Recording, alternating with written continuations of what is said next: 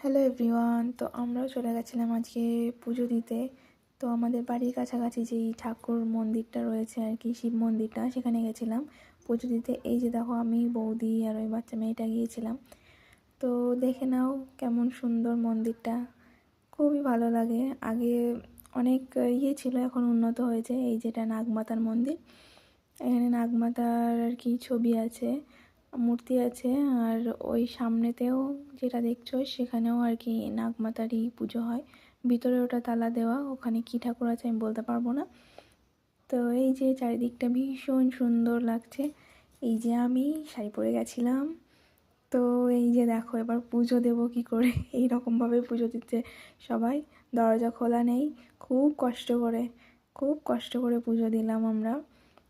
তো ঘুরে ফিরে আবার কি করব, প্রথমে বৌদি পুজো দিল, আমরা পুজো টুজো দিয়ে চলে আসলাম।